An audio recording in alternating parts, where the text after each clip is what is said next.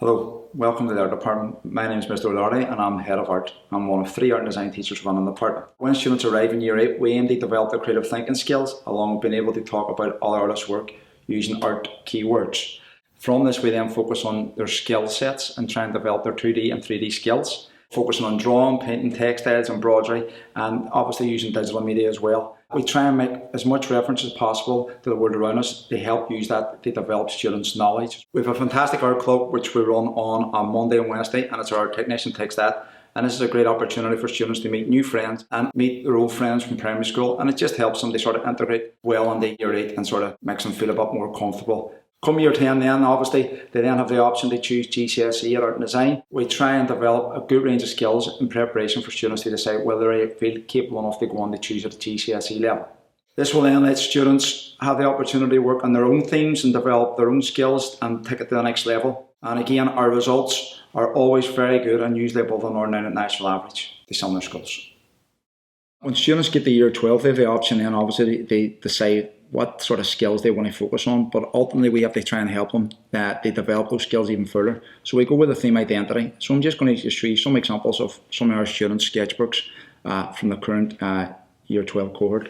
And you can see we start off with sort of mark making, where students have to look at how they can use different mark making techniques to actually add to their drawings and they improve their drawings as their skills develop throughout the year. They then do like a wee mood board all based on their theme identity, where they try and associate things that tells us a story about them and who they are and how they've grown up and their interests and hobbies. From this then, they then use these images and they develop their own preps. And you can see here then we've got nice contextual references where we actually look at artists' work and then we try and copy that artist's style. And you can see from some of the drawing here is absolutely fantastic. Again then a lot of them are on the animation, so we look at Tom Burton. Tom Burton is a really good one to use because obviously he's been involved in a lot of the creative industries, especially animation.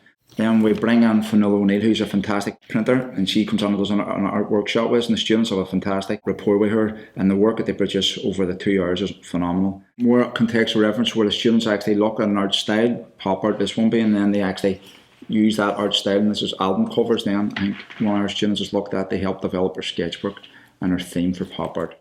Again, you can look at the drawings, absolutely fantastic. And you can see the skill that's been put into this is excellent. Again, then we look at sort of printed textures.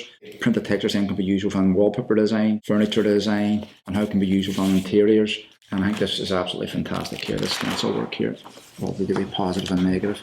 The focus was Daft Punk's album cover. Another one, identity. Again, you'll see the difference in style and presentation. Started off with a mood board, where all our ideas comes from.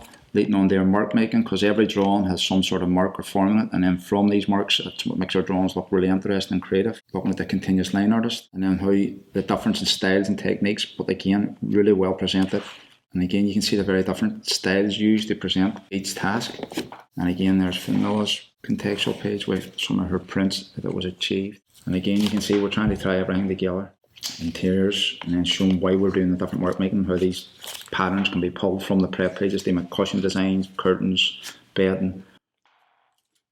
So we're always tying it on the creative industry where possible. And again, paper sculpture and how paper sculpture can be used, and them experimenting themselves on their sketchbooks. These skills then obviously geared towards them producing a final outcome then. And what we've been using a lot of is the Google Classroom for the last 2 years, and we found it's been a fantastic success because we found that students have then access then to all of these teacher resources from home, and they can actually open them up. And I'm aware now some of you probably everybody's using Google Classroom, but in actual fact we've been using it now for close to 2 years.